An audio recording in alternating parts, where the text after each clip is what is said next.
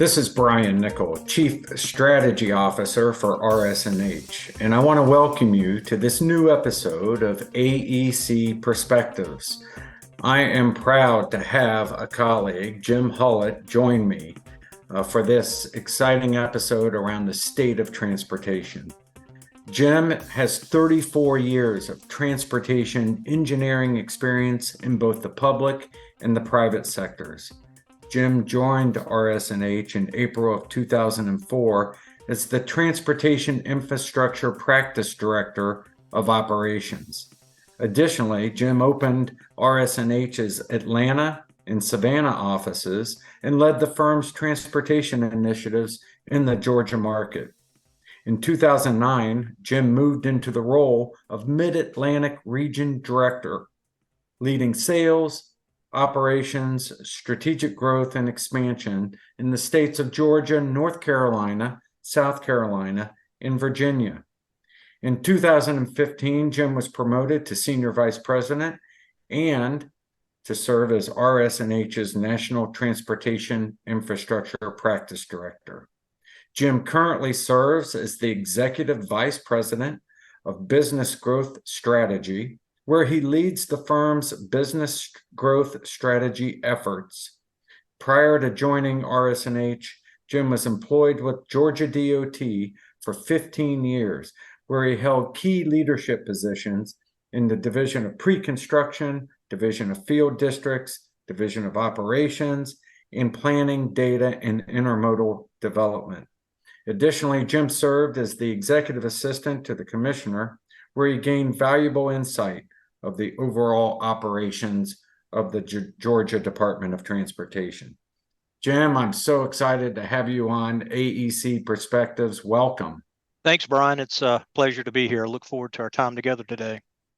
So I want to jump right in and talk about the state of transportation. You have an incredible career in both the public and private sectors, and I'd like to talk to you about some of your thoughts around what's happening in transportation across our country and some of your viewpoints on various issues. My first question is, what are your thoughts on sustainable funding for transportation in the future?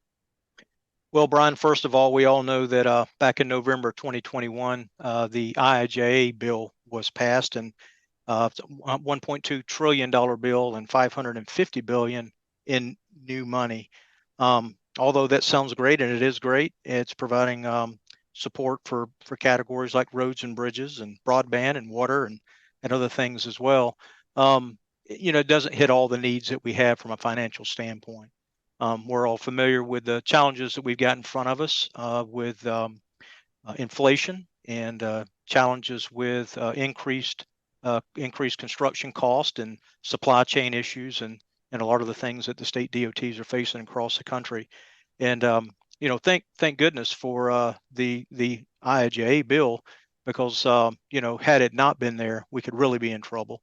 And I've heard at AASHTO meetings and in local agency meetings that I've been in across the country, where a lot of the DOT leadership certainly appreciates the IIJA, but then they say, it really has only gotten us basically zero balance, if you will, because if you take the inflation and the cost of doing business, it kind of evens itself out. But again, good to have that federal funding. But the states don't just depend on the federal funding. A lot of states across the country have their own funding, whether it be state and local tax incentives, user fees, things like tolls, and sale of public assets is some ways in which they generate funding. But even though they have that funding that goes with the federal funding, where they can leverage their local funds to do more. If you look out long term, we still have a funding gap and a funding need that's being unmet. Yeah, and I think that's as we look at the vast amount of infrastructure that exists, and the transportation infrastructure in particular, it's aging, it's aged, it's falling apart in some places. We've band-aided it. We put the silly putty and the super glue on it. And so when you get an influx of funding, notwithstanding the inflation and some of the supply chain issues, it's a boost for us to help start that process to repair, rehabilitate the critical infrastructure that we have across our country. But it just doesn't seem like it's enough. What's your thought? What do we need to do to keep that on the forefront of our country in terms of the investments that we're going to make? Well, I mean, to further expand on the funding, Bryan, as we know, with electrification and the rising surge of electric vehicles, um, as well as coming out of COVID, there's a lot of work from home and change in terms of the way people are doing business and not traveling as much as maybe they did once before. And that impacts funding because traditionally across the country, uh, states rely on the Highway Trust Fund, which is funded through the uh, gas tax. And so what we're having to do across the country today, and the U.S. DOT and state DOTs at AASHTO and other agencies and other venues, they're debating and talking about this issue across the country. What's the right answer? Is it some type or some form of a user fee, whether that be a vehicle mile traveled or some other mechanism? Certainly recognize that there's got to be a way to be able to capture the funding needed for the, as you talked earlier, aging infrastructure, capacity needs. I mean, we're seeing, in the latest economic information that's out there and looking at GDP and so forth and things like that, we're looking at where is the concentration of where people are living, where business is happening, where economic development's occurring, and it's dynamic. It's moving around in different parts of the country, not historically maybe where it's been, and we're seeing migration and things like that. So, there's just a lot of various factors that are playing in right now into infrastructure, and that only complicates how do we pay for it. I kind of look at what the states are facing with. I'm not the expert here, but as I look at it, just from my viewpoint, I kind of see it broken down in a few ways. One I see is they're looking at what are the high priority or what I'd call the must do type projects. And that's projects like deficient bridges that's in very poor condition, safety issues to reduce fatalities and major incidents, deteriorating roadways, things of that nature. Those are the things they just have to do. And then there's projects, as I mentioned a minute ago, projects to support demographic and economic growth initiatives where we're seeing the movement there. Then asset management tools and techniques to better assess current conditions and processes to prioritize the needs and implement measures to extend the life cycle of the infrastructure investments.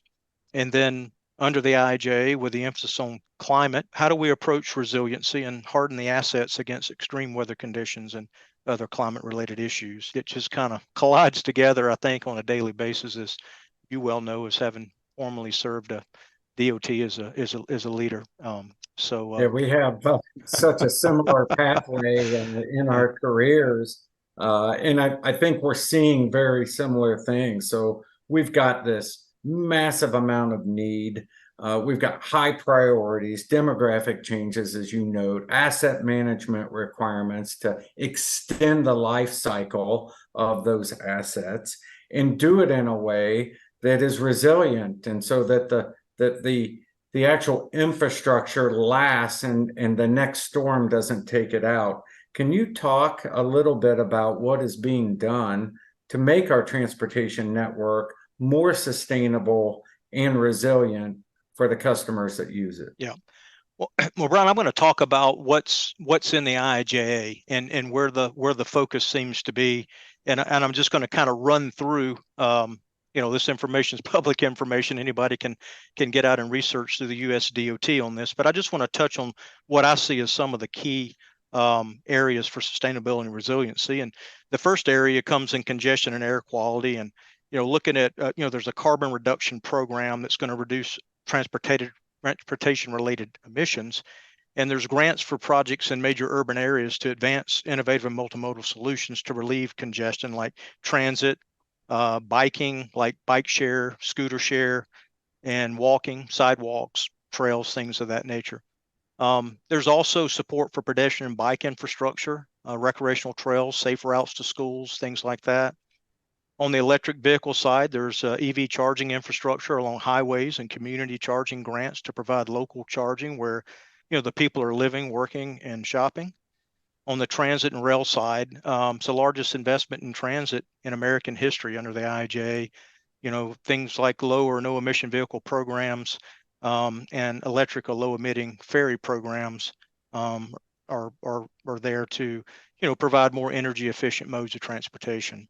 On the ports and airports side, for ports, there's a new program for reducing emissions from idling trucks at the port facilities, grants to improve port facilities by reducing or eliminating toxic air pollutants and greenhouse gas emissions. And at the airports, there's support for client-friendly terminal and landside projects through discretionary grants that increase the energy and efficiency through upgrading environmental systems, upgrading plant facilities, and achieving LEED standards. That's just a few things that I pulled out of the IIJ funding. But what I wanted to talk about real quickly was the project program.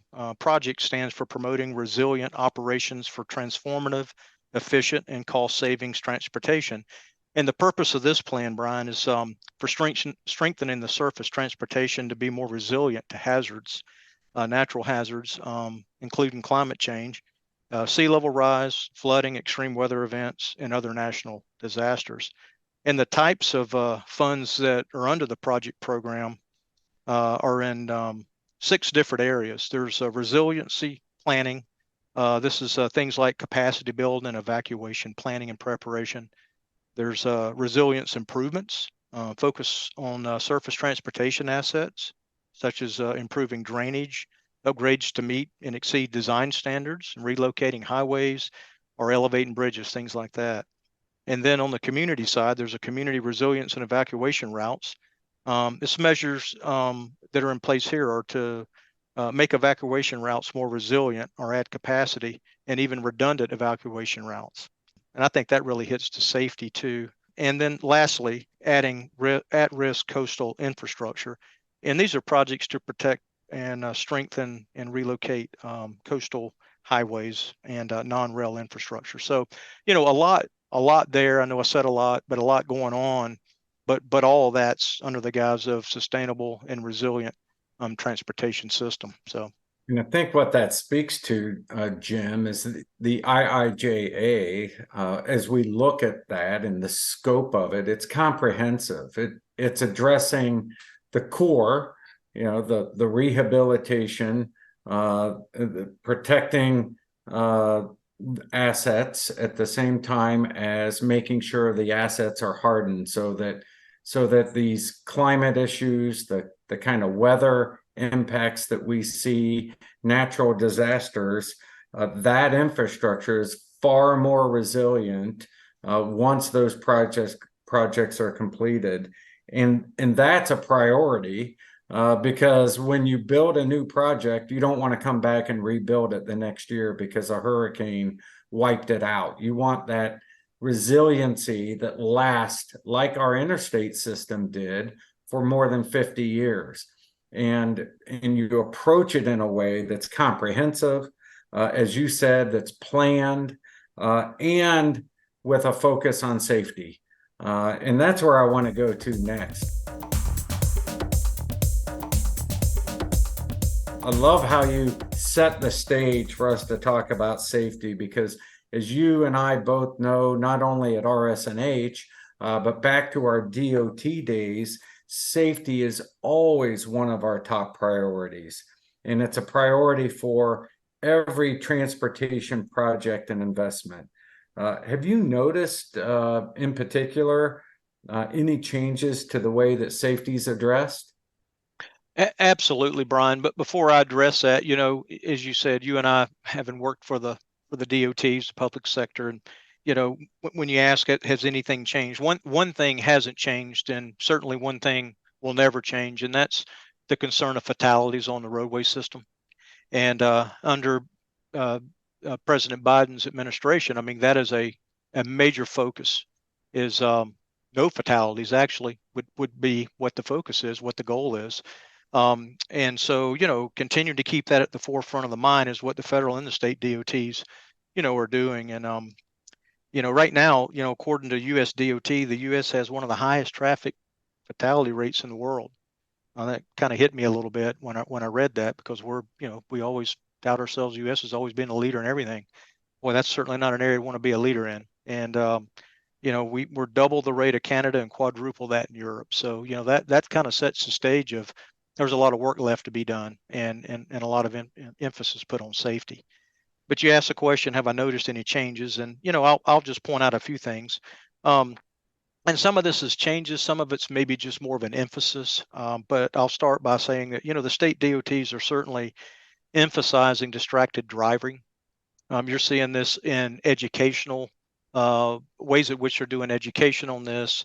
There's warning signs and communication, things like that. You see out on the message boards across the interstates, there'll be warnings. There's signs, there's commercials, there's all kinds of things, that promotional things going on in that regard. And of course, as you know, that's very important. Safety is to RS&H as our company, and certainly we have a policy around distracted driving that's very important to our CEO and our board and our leadership.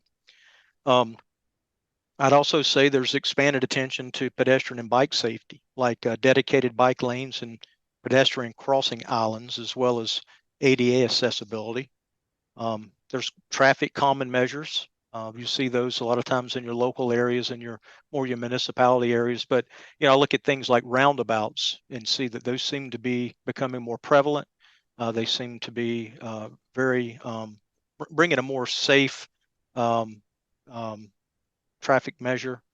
And then I'd say also too, I know in Atlanta on 285 we have what we call the dynamic speed limit signs, where they can change based off demand, time of day, things like that.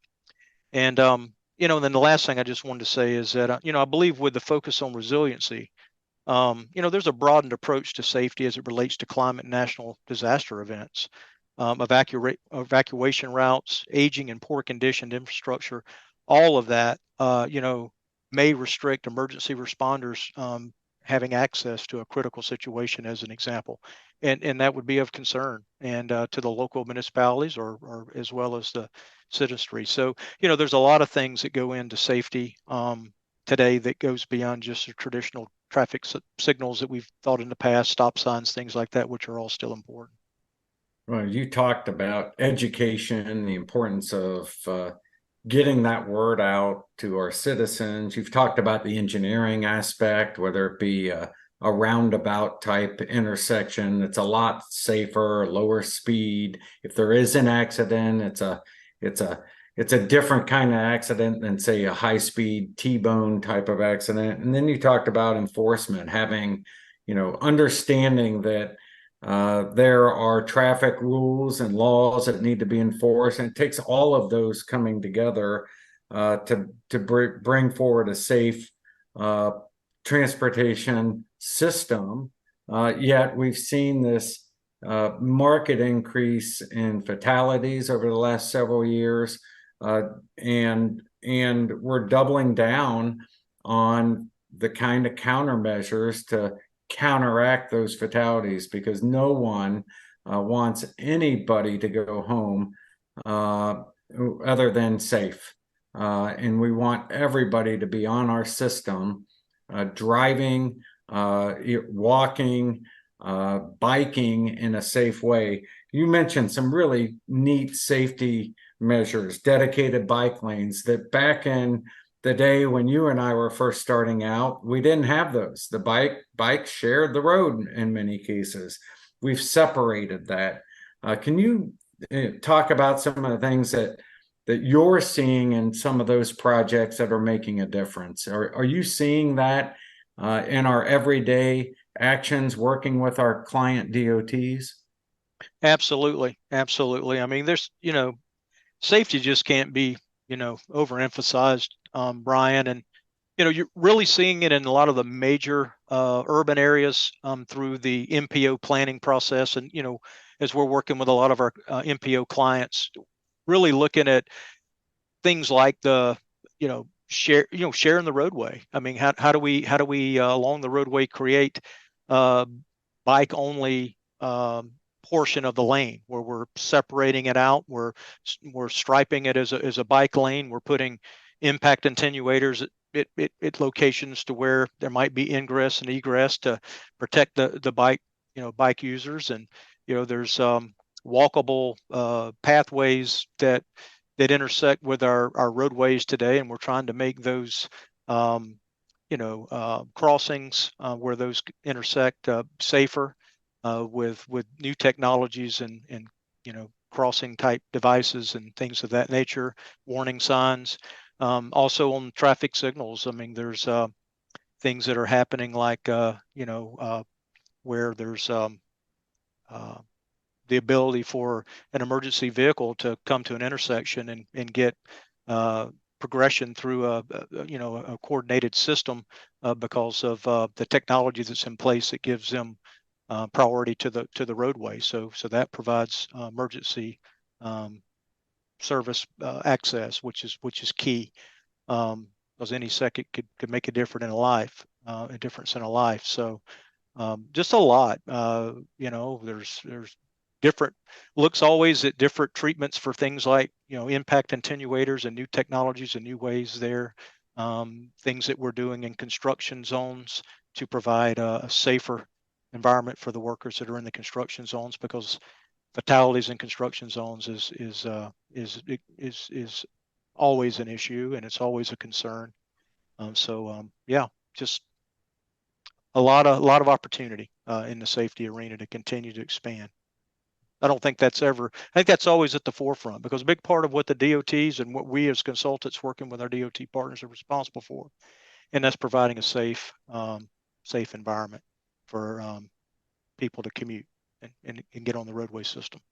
Well, it's clearly a top priority. It weaves itself into all kinds of projects. It weaves itself into all kinds of technology in funding scenarios. So there are special funds for safety projects, and it ties in with the resiliency aspect as well. So you've kind of wrapped that all into one, where safety's priority number one for the DOTs, both at the federal and the state level. But also, as we serve those clients, it's priority one for us. And I really appreciate you mentioning, even the RS&H approach to distracted driving, keeping your phone away, keeping your hands on the wheel and your eyes on the road in a way that so we can make sure that not only we get to our destination safely, but all of our associates and colleagues do the same.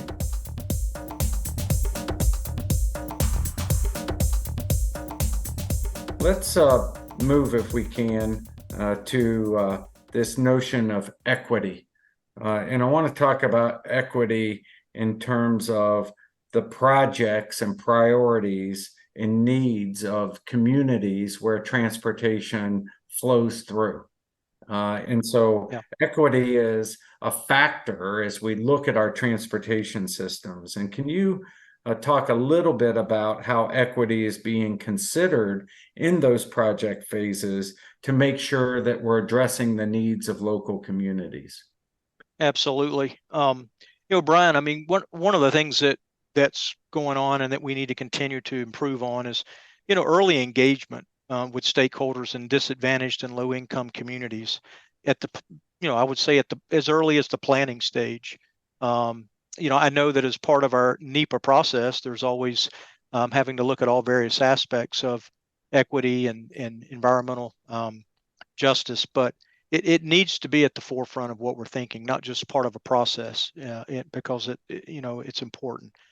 There are some ongoing initiatives, and I just wanted to point to a couple of those that are under the federal bill and that are really a focus at the federal level. And the first one is called Justice 40 Initiative.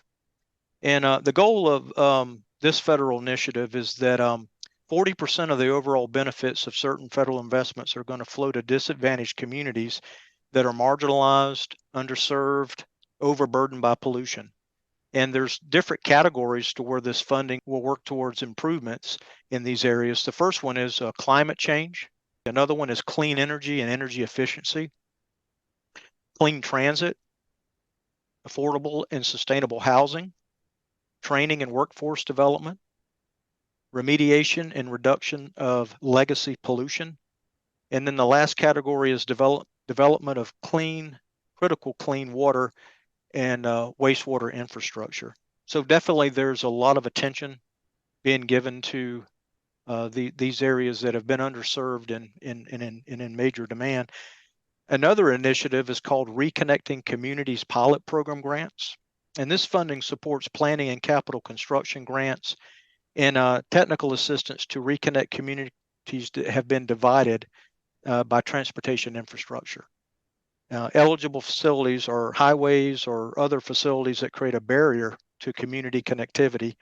And this includes barriers to mobility, access, or economic development due to high speeds, grade separations, or other design factors. So there is a lot of attention being given to equity as it should be, and what we'll be looking to do is working with our partners, both at the state level as well as the local level, and through our MPO partners as well, to make sure that we're doing our part as we're working with our clients to make sure that we're keeping this at the forefront.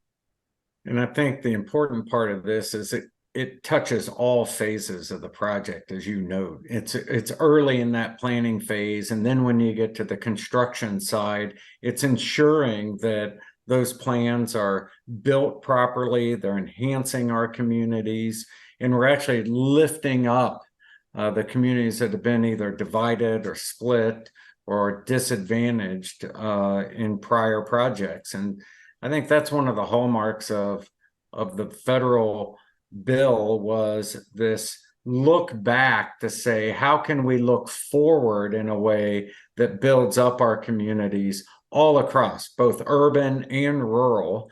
And it's happened in both places. And in fact, some of the smaller towns have some of the biggest impacts. And so I think that's another aspect, that as you outline those project phases, it's everywhere in this process. Let's switch to talk about some of the tools, the systems, and resources that'll be beneficial to our clients to address the challenges we're facing and to stay ahead of the trends that we're seeing, like an increase in fatalities, looking at resiliency, looking at the kinds of things you talked about with sustainability and equity. Talk, if you would, about some of those tools and systems that you're seeing, or some of the resources out there that are currently driving through this transportation industry to advance us to the next level. Well, first of all, Bryan, I just want to say that, I think it's vitally important for us as consultants to be engaged and to actively be involved in the industry to help shape the future of transportation.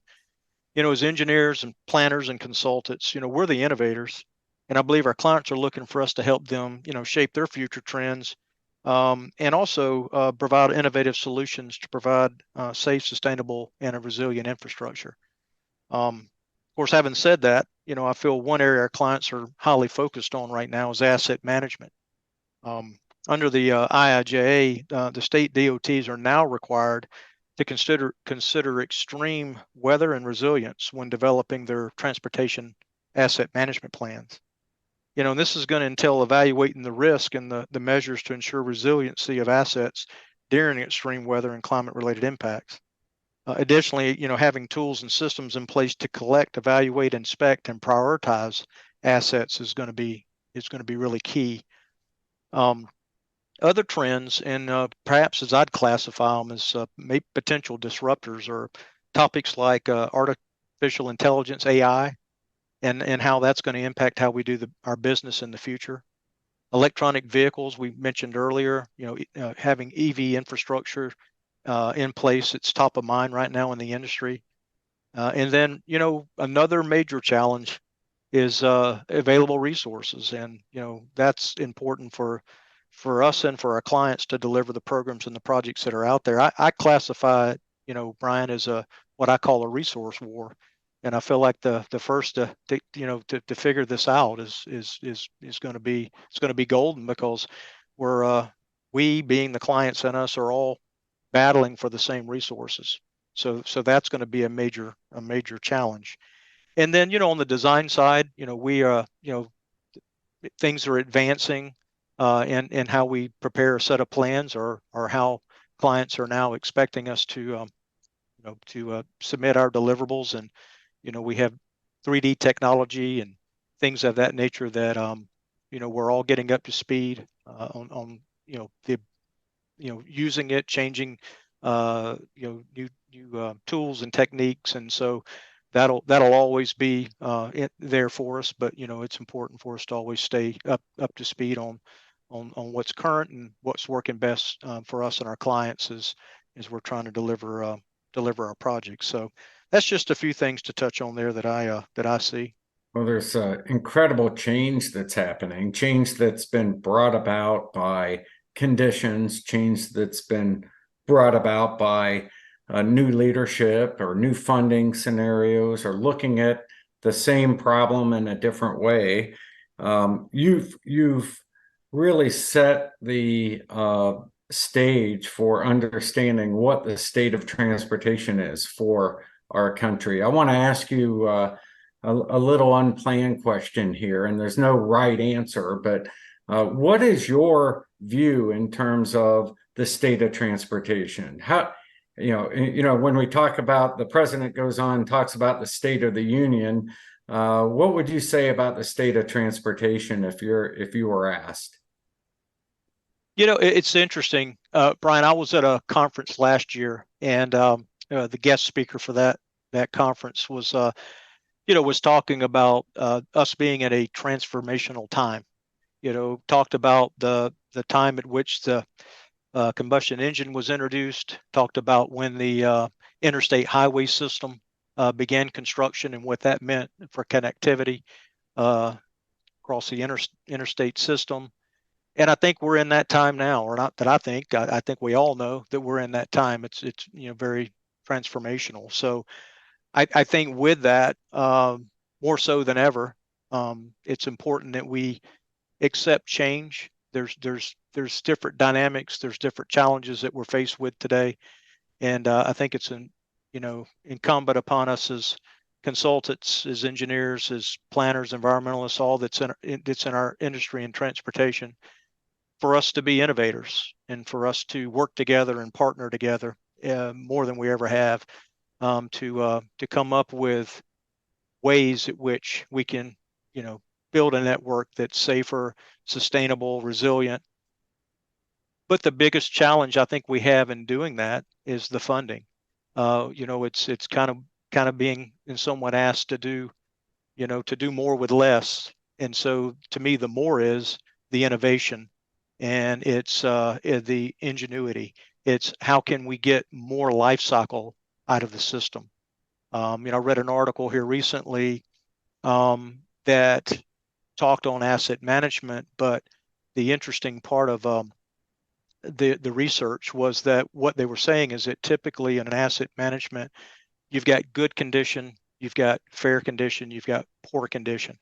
And what typically happens is you tend to acknowledge and tout the good. You tend to then program the poor because it's either got to be rehabilitated or it's got to be replaced. But what this study said, and what seems to be, it really resonated with me, was it said that, what's important is to concentrate on the fair, because those infrastructure assets that are in the fair condition means that it's not poor, it's not good. But if we took the opportunity to go in and modify the system, rehabilitate the system at the fair condition, and get more life cycle out of it, then it's longer before it gets to the poor condition. And when it gets to the poor condition, it costs more. So is that one mechanism at which to look at maintaining longer life cycle on our assets? So I think that's key. So it's things like that, Brian, I think we've got to look at. And just as far as the new money, new capacity, that's always going to be a challenge, and balancing economic development and how a state wants to grow, and be competitive in the market. But there's a challenge to delivering on that on a lot of fronts that we've talked about today.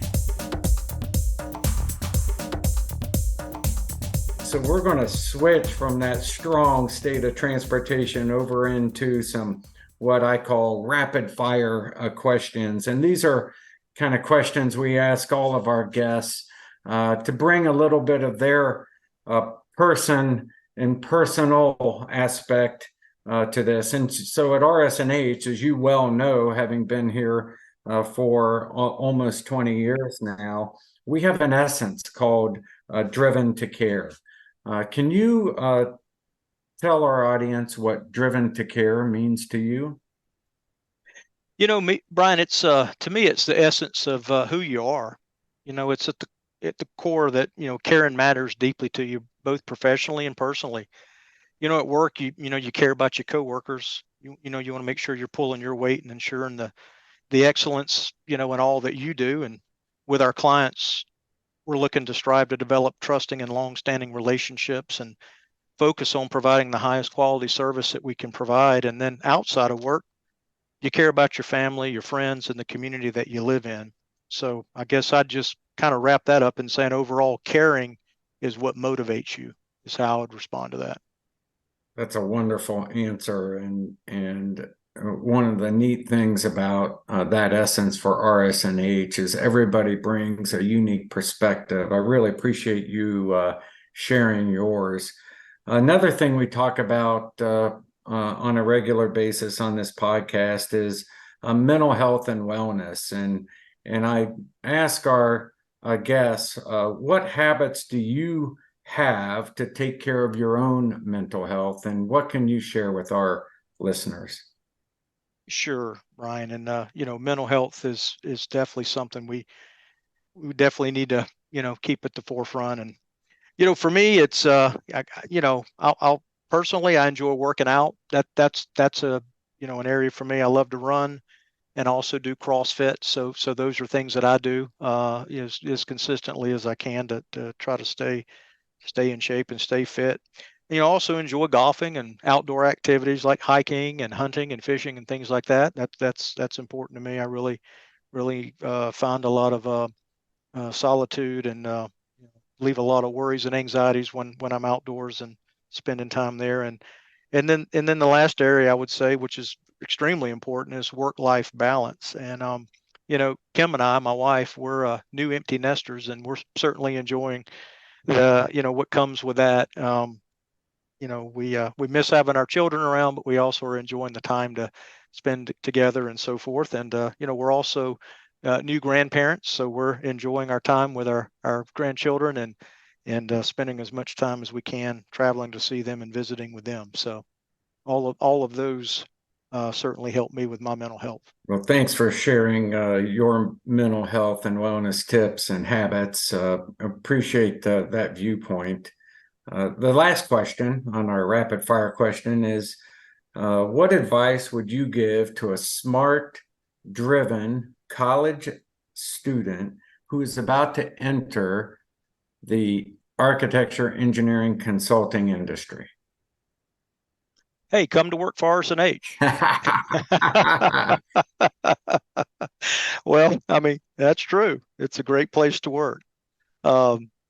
Seriously, and talked about it a little earlier about this being a transformational time, and in the transportation industry, and I mean, with electronic vehicles, AI, innovative solutions that are out there. I mean, aging infrastructure that's just needing really smart and forward-thinking innovators. That it's just a great time. It's a great opportunity to be in transportation, and I would just say, we need you. We need you in the industry, and it's if you're coming, if you're going into, let's say, college now, I think if you look at what's in front of us, it's you wouldn't make a mistake to think about doing this as a profession. That's for sure. Well, you're absolutely right, and that kind of advice is something you can take to the bank. Come to work at RS&H, be an innovator, change the world, improve our communities. It's exactly what our mission is all about. This has been another episode of AEC Perspectives, and I've been thrilled to have Jim Hullett.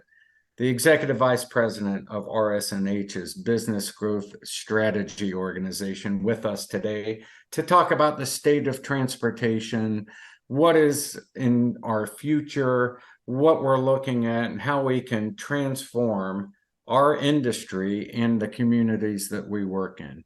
Thanks so much for being with me today, Jim. I really enjoyed the conversation. Thank you, Bryan. I appreciate it. And, certainly my pleasure to talk on this important subject today. So thank you. Thank you for listening to this episode of AEC Perspectives. Follow or subscribe to AEC Perspectives wherever you listen to your favorite podcasts. And remember, at RS&H, we are driven to care.